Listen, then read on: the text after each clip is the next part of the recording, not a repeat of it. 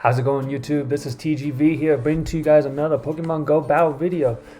This team I actually used for a long time. I even used it last season, and in this season it actually allowed me to finally reach Legend, which is the top rank obviously for Season 10. So this is very fantastic, and I was able to climb a little more onto the leaderboards through 3060 as my high point. I've since then dropped off just so I can find better queue times, but as the Great League continues and as Ultra League comes back, I'm hoping to climb even further.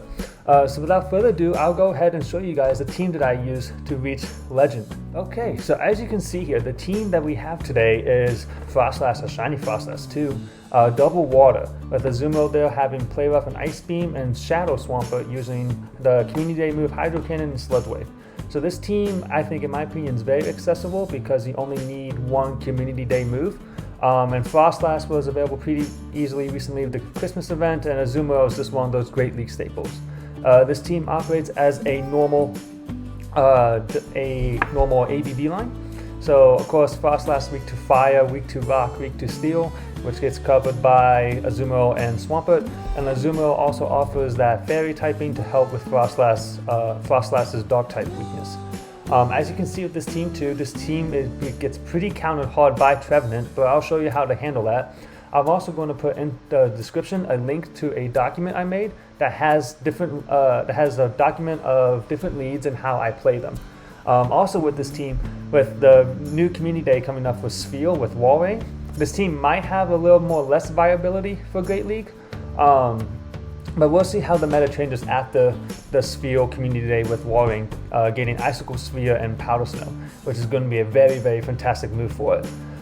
So without further ado, we'll go ahead and get right into these battles. So first battle here we have, we're up against Michael from Niantic, Michael Staranka I think it is. So we have Froslass into normal Swampert. So this is usually a pretty good lead for Froslass. If it was a Shadow Swampert, this is a little trickier because of the sheer damage the Hydro Cannon does from a Shadow Swampert. I usually like to tank the first one, and my opponent actually here makes a switch into Talonflame, but what I usually like to do here is to go double shields down with Swampert, but in this case my opponent decides to swap out into Talonflame, and so now I swap into my Swampert immediately, and I throw this Hydro Cannon immediately because I know this is either going to get the shield or completely knock out Talonflame and neglect all that energy he just got. Boom, goodbye, he's out. And so now Michael brings in his Swampert, and I think he lost count or he tried to CMP tie my Swampert. And my Swampert does not have really good IVs, as you can see there. So I win CMP tie, land this Hydro Cannon. And now all I really have is 3 Pokemon against 1, so I'm just going to shield this and see what he has in the back. But man, Shadow Swampert though and Froslass, pretty hard counter to that team there. So good game to Michael there, but sadly the Swampert there really destroyed his Talonflame and his own Swampert. And as you can see there, I got a 3-2 with this team as well in that one set. Next up, we have Froslass into Altaria, real good lead here. So my opponent switches into Stunfisk and I swap into Swampert, and they're gone. They've already surrendered. As you're going to see with this team, with some of these leads that I face, there's usually been a good amount of leads that are weak to, that's another 3-2, that is usually weak to Froslass. Usually just because people are always leading stuff like Altaria, they're leading other meta-relevant things like Medicham, which also struggles against Froslass a bit. Medicham has a decent matchup because of the Psychics. But anyways, we'll talk about that as we get to Medicham. So my opponent here again leads Altaria into Froslass, and they bring in a Quillfish. And usually with Altaria leads, I'm perfectly fine with this, especially since they brought in a Quillfish, which is good against my Azumarill. Because even if I lose switch advantage in this case, I still have my Azumarill to counter that Altaria in the end. And so my opponent double shields his Quillfish here. And he's probably thinking that I'm going to shield this as well, but I'm not. I'm just going to take the 2 shield advantage here, farm up some energy with my Froslass, and pressure whatever's in the back. Altaria and Quillfish, I have no idea what's in the back, but I know with these 2 shields, I should be able to handle just about anything in the back. Froslass with energy is really, really dangerous, and that's a big thing about this team. Froslass or Shadow Swampert with energy is super, super dangerous. Even against things that may hard counter them, just having the sheer energy advantage and the damage output together can really win you a lot of matches. With this team, the team is a little technical, but the name of the game for this team is energy and energy management. If you can master that and energy management, knowing when to throw and how much to farm and knowing your counts, this team can really work well for you. So my opponent actually brings in the Swampert, so they are mostly weak to a Froslass lead, and Qwilfish was the best answer actually. So I land the Avalanche there, and I unnecessarily catch this Hydro Cannon. This is just a little bit of bad manners on my part, because all I have to do now is just save my shield now for Azumarill. He's just going to take out our Altaria easily, but my opponent decides to surrender there. So good game there to my opponent. And that's just a perfect example of how this team can really counter most of the meta, and we're going to see that again now with this new lead, Medicham. So this lead's good because of Frostlass's Shadow Ball and the Ghost typing.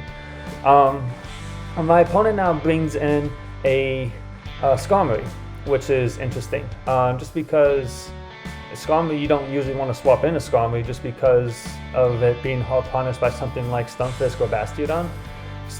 So because of he swapped in the Skarmory, I'm really starting to think that this team might be Medicham Double Steel, which is a pretty popular line in Great League, and this team completely hard counters that left and right.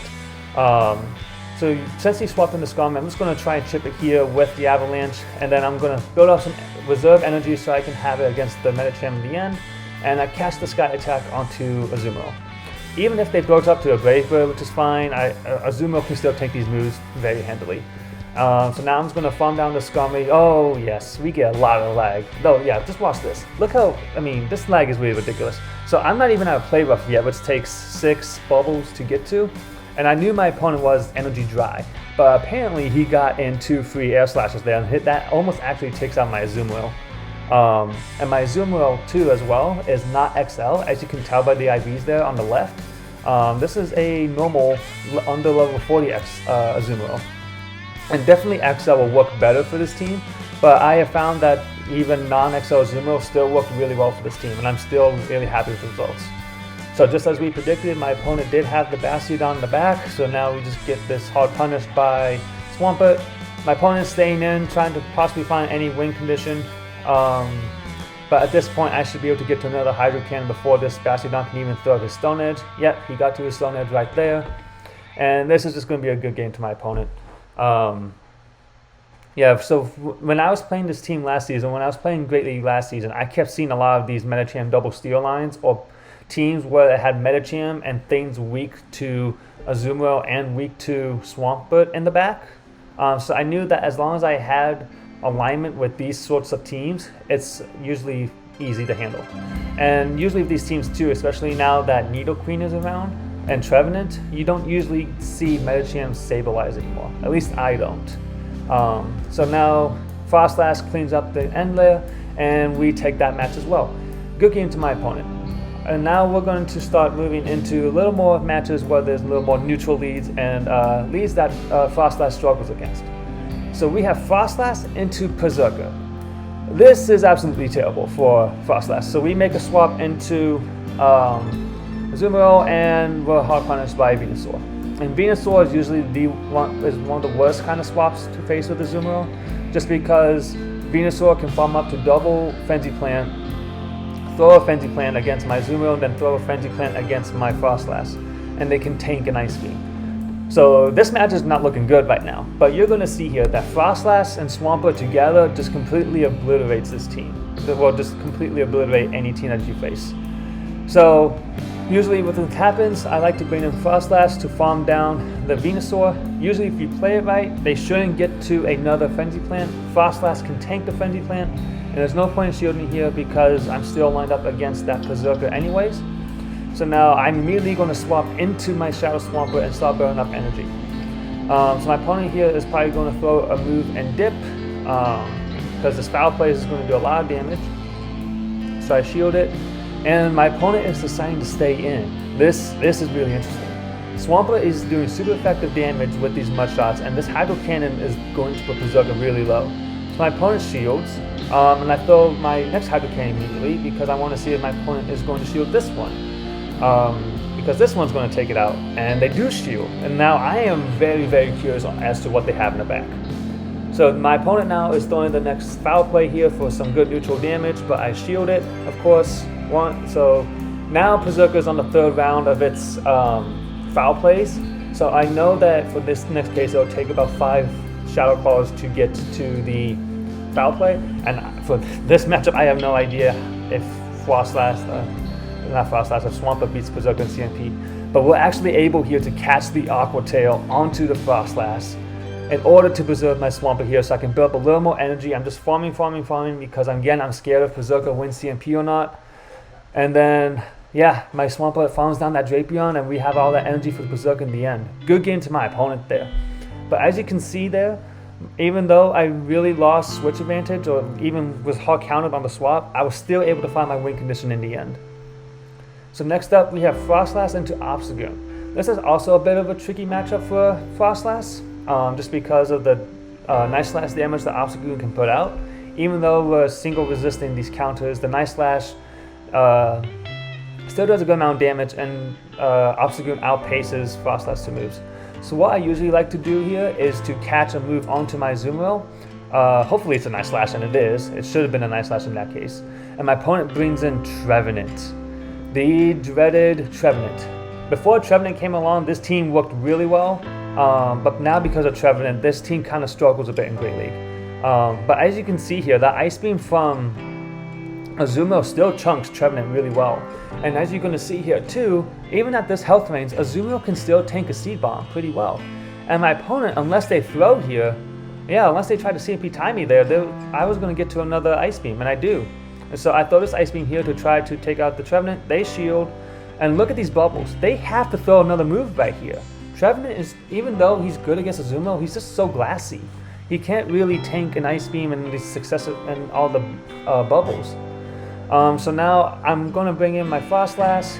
Azumarill did its job very well and took out the biggest threat to my team. So now I know that with this team comp, especially with Obstagoon at this health, I should be able to manage whatever's in the back with Froslass and Swampert. I'm going to shield the Night Slash here. My opponent actually decides to swap for some reason into Cresselia.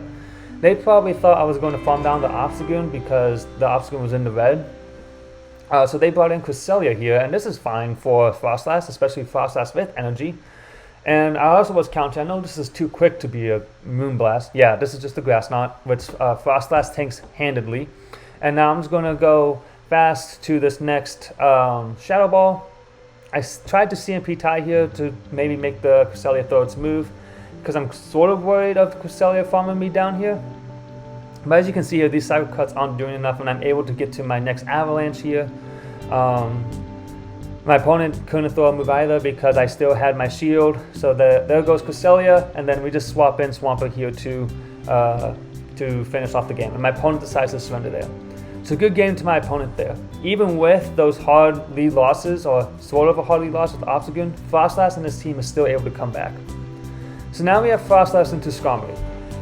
So, one thing to make very clear with Skarmory leads. If they lead Skarmory, 99% of the time there's definitely a Swampert in the back. It might be Shadow Swampert or normal Swampert, but there's always a Swampert in the back.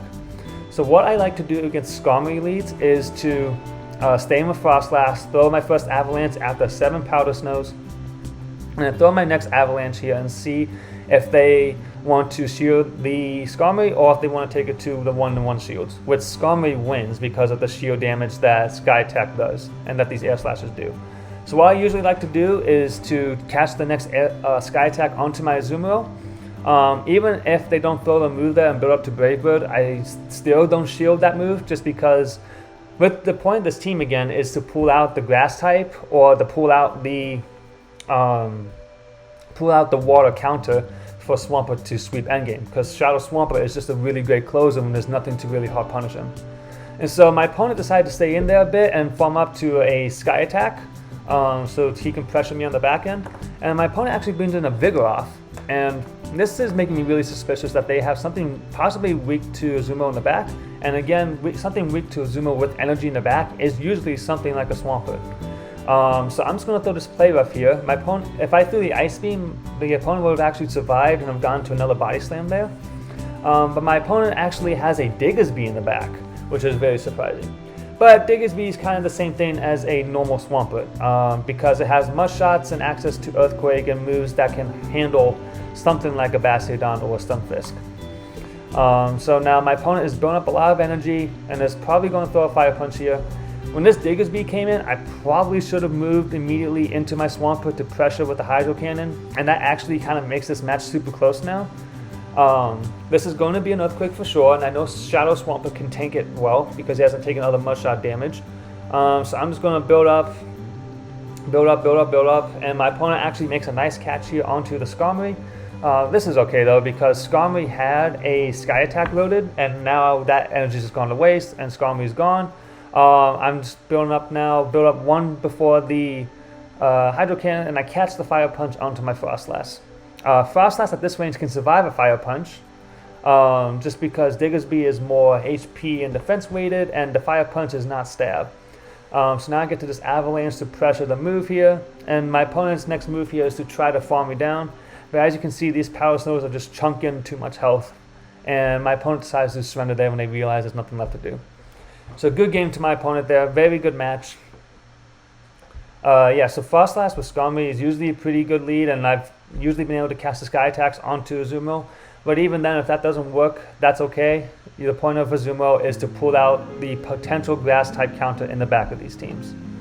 So again, we're facing a Skarmory lead. We're going to throw this Avalanche to do nice neutral damage to the Skarmory.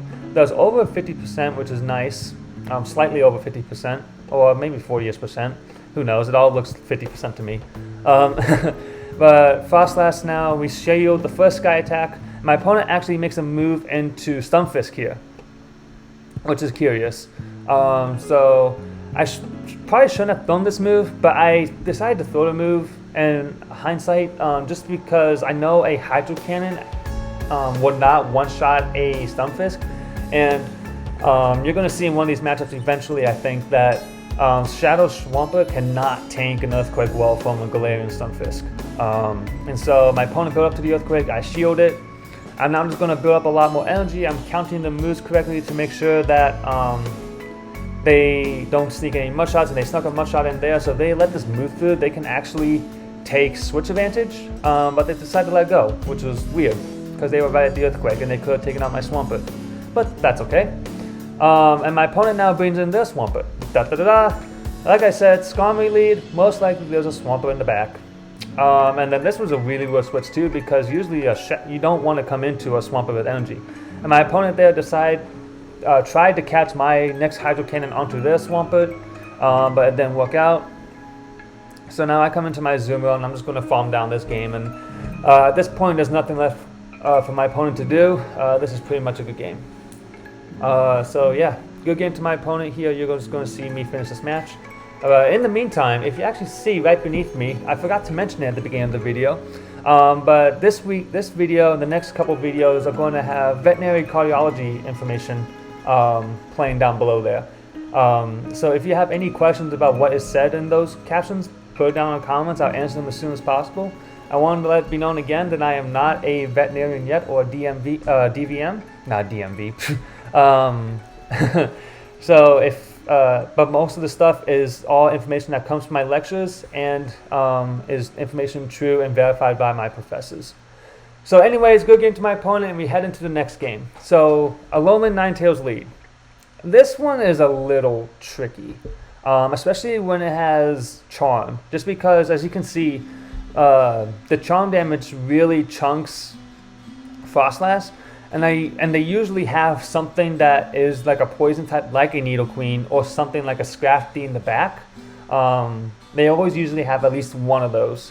So now they have a Nidoqueen here, and I usually like it more when the Shadow Nidoqueens switch in, because this Ice Beam will for sure take out the Nidoqueen, the Shadow Nidoqueen, and I would be able to then have a 2-to-1 shield advantage.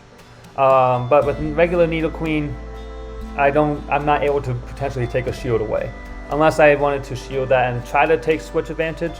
But with my line, there's no point to have switch advantage as of now because the Charm Ninetales is going to do so much. So as you saw in the beginning, I usually like to try to throw and land a Shadow Ball against the Alolan Ninetales. Maybe I should try baiting a little more often. But my opponent now is going for a Weather Ball here to try to take away one of my shields. And they're probably thinking that I'm really desperate to try to land this Shadow Ball.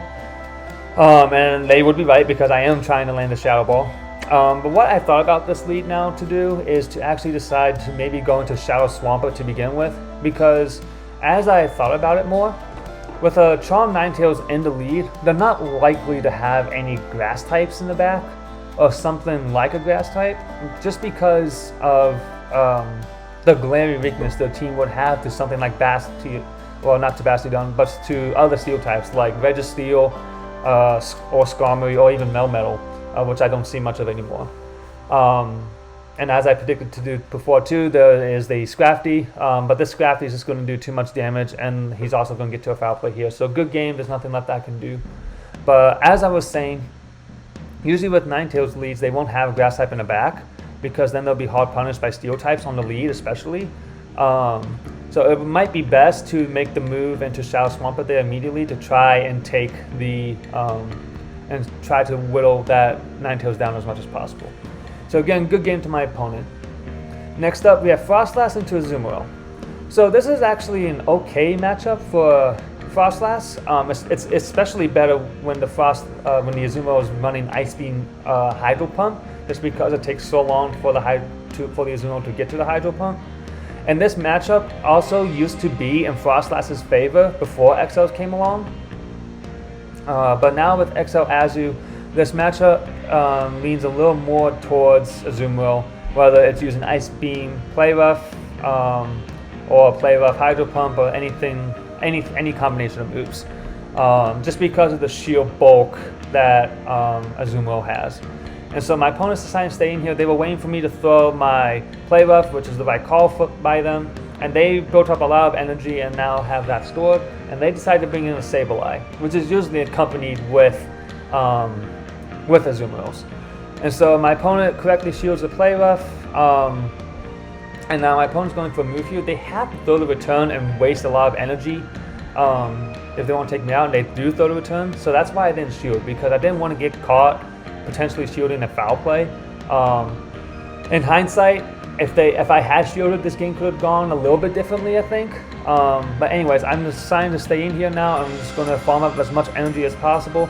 The game is lagging, so I potentially could have actually done one more mud shot there to secure some energy. But because of the lag, I just wasn't sure, so I decided to throw this Hydro Cannon now to take them out. And in the back, they have Altaria. This is going to be very tricky. Especially since they preserved the Azumarill with a Play Rough, and so the Dragon Breaths and that Play Rough damage is going to be too much for my Froslass, and I'm not going to be able to get to another Avalanche in time. At this point, all I'm trying to do is to put as much damage on this Altaria as possible, so that in the end, Swampert can hopefully land a Sludge Wave and take out the Altaria. And so my opponent, as I thought they would, they do the combo play to take out my Froslass. And they leave me with 1 HP there, which was actually, might have just been what happened. And so now I'm farming. And as they were about to get right there, they were about to get to probably another Play Rough or an Ice Beam, so I had to throw this Hydro Cannon. And because they got that extra bubble there, it might have actually been way closer. I could have potentially farmed him all the way down with my Swampert, and then had this Sludge Wave and then a Hydro Cannon ready to take out the Altaria. But my opponent played that matchup very well, and I especially that matchup with Azumarill and Sableye, that was really well done. So good game to my opponent there. There wasn't much else I could do there, but it was still a close match either way. So Froslass now into Galarian Stunfisk. So this lead is okay as well for Froslass, but just because of the Rock Slides from Galarian Stunfisk, G-Fisk wins this matchup usually in the 0 and the 1 shields. I think also in the 2 shields too, just in all shield scenarios.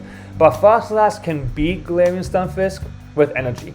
And so what I have done in the past is usually go straight into Azumarill, but recently I've been playing it a little more differently to try and catch the Rock Slide onto Azumarill and preserve all the energy that I can onto my Froslass.